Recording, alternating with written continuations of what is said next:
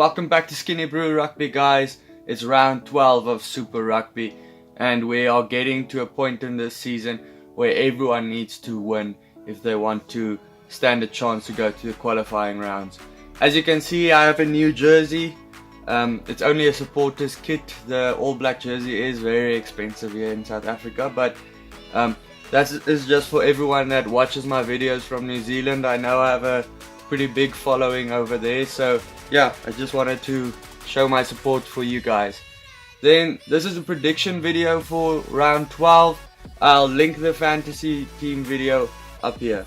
So the first game of the week is the Crusaders versus the Sharks.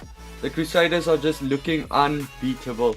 They have a 25 game winning streak at home. I think their best they've ever had was 26 games, so they can equal that in this game if they beat the Sharks. Where the Sharks, their season is 5 from 10, showing that they're very inconsistent, and the Crusaders, they have 8 from 10. The Crusaders have rested key players. Mahunga, Crotty and Whitelock aren't playing this week, but their squad depth is just amazing. They still have a very dangerous team there, and their backline still has try scoring machines like Reese, Jordan, Bridge and Eno. So I still think they are a very good side without those All Blacks in their side. So the Sharks will really want to win, because a South African team that can win more consistently will go into the qualifying rounds. As it stands, 4 out of the 5 South African teams or in the South African pool are going to be in the quarterfinals. The Sharks are also the best team from outside of New Zealand to play in New Zealand. They are the team that wins over in New Zealand the most. They have won against the Crusaders, but in Christchurch, but that was back in 2014. Bosch is back at 10 again. I liked how he's been playing the last couple of weeks. Robert de Pree, I still like how he plays, but his form did drop, and Bosch is on form, so you have to pick the guy on form. But for this one, I just don't see an upset coming. I think the Crusaders will win by 21. Then it's the Reds versus the Sunwolves. The Reds have a season record of 4 from 9, where the Sunwolves have 2 from 10, which is the worst record of the competition this year. The Reds won earlier in the season against the Sunwolves as well. I think that was by a margin of 3, but history favors the Reds in this fixture. I feel that the Sunwolves are on the brink of victory, except for that game last week where they were very, very poor. I feel that they're very close to actually getting a victory again. They went with Warren Basayoko back at his original position of number 8. They stopped experimenting with him on inside centre. His first game he played well there, but last week he wasn't that good there. So I think they put him back to where he has been performing at his best.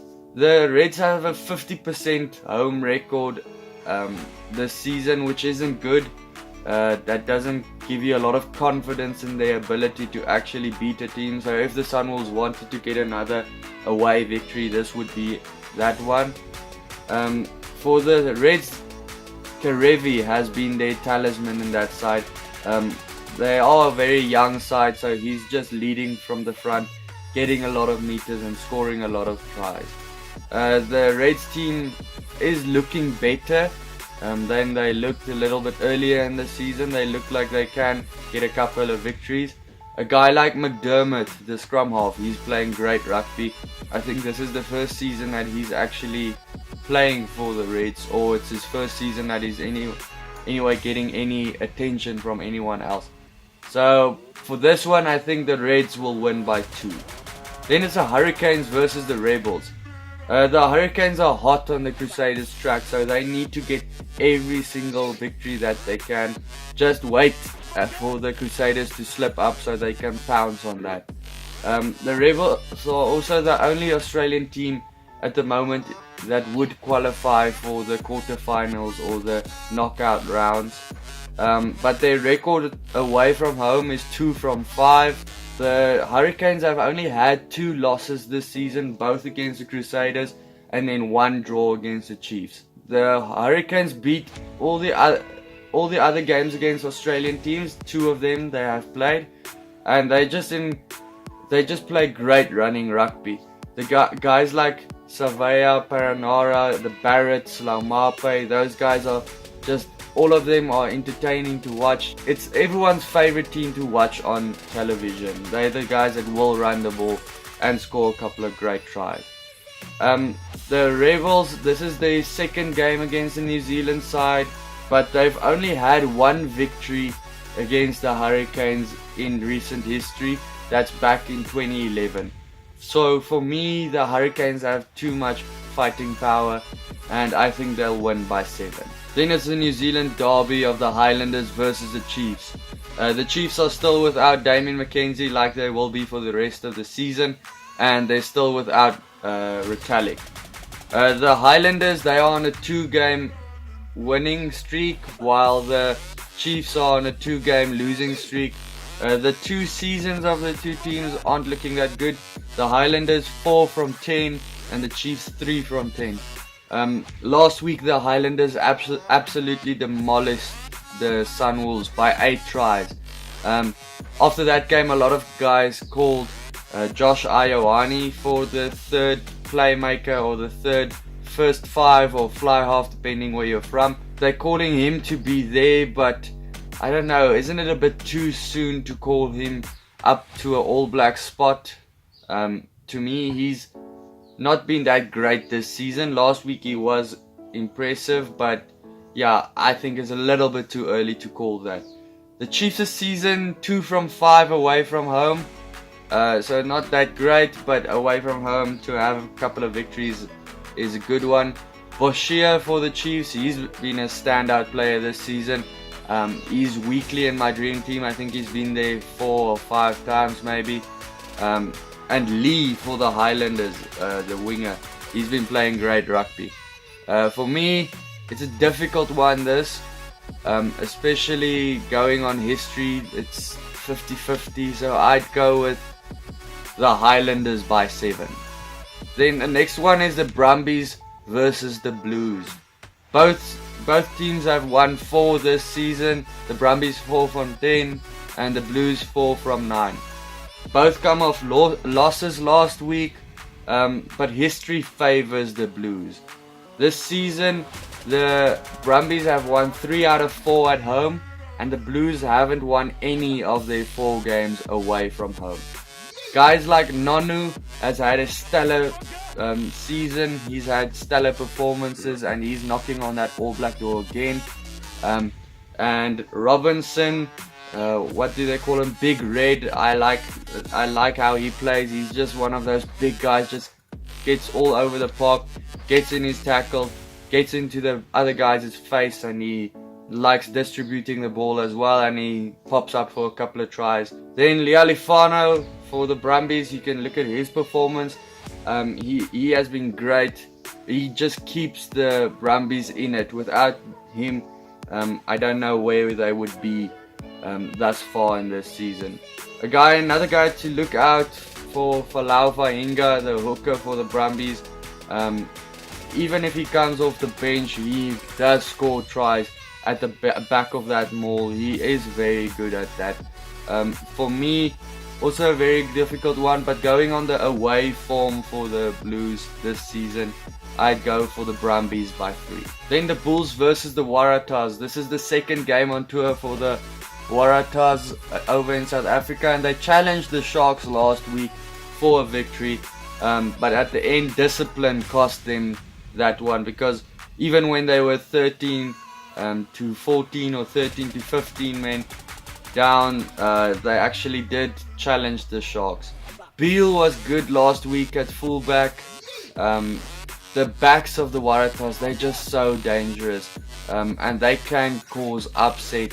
Guys like Ashley Cooper, like I already said, Beale, Clark, Hunt, those guys are doing really well. The Bulls, their season at Loftus hasn't been their best. It's not a fortress as they usually like to have it, but we all know what they're capable of in Pretoria, especially that all South African teams need to get their victories now. But the Bulls game relies a lot on how Pollard performs. If he doesn't perform well, their game plan is completely different. If he doesn't play, they play completely differently. So he is the difference in that team. Without him, I can't see it happening, but luckily for them, they did pick him. So they should just protect him. He can't afford to get an injury in this season. The Bulls, they just failed to get into the game last week against the Stormers. And guys like Kriel, who has been a standout player for them this season, is injured now. So that is a big loss on their side. But for me, I think the Bulls can still win this one by 3. Then there's the Jaguars versus the Stormers. The season, Jaguars 5 from 9 and Stormers 5 from 10. This is the 3rd time that the Stormers are going to Argentina, and history favors the Stormers in all their games, in all the games against the Jaguars. The Jaguars have a 3-game winning streak though, and that I think can come into play this week. I think they would really want to have a 4th win in a row and challenge for a qualifying round. Creevy was great last week. Guys like Miotti at number 10 has also had great performances, and I think that's one of the reasons the Brumbies lost last week. Miotti just kept them the Brumbies back in their own half. The Stormers had a complete game last week. They were great on attack and they were great on defense. So if you can see another performance like that, sure thing they will win this game. But yeah, I don't think it's so clear cut. The back 3 for the Stormers last week was also very dangerous. Willemse, Lades and Peterson. And Yankees, the scrum half, he's even smaller than Faf de Klerk, by the way. I think he's 168 centimeters or something like that. And he is knocking on the Springbok door. It's not about size for Rassie Erasmus. He likes the smaller guys as well. They should just always put great performances on the table. But for me, this one, it could go either way. Like I said, depending on what performance comes from the Stormers. They have been inconsistent this season. I think the Jaguars will win by 5. Okay, that's it for the week, guys. If you want to watch the fantasy video for this week, it's somewhere here to my left. Please subscribe if you like my content, and join the Superbru pools down in the description below. Cheers.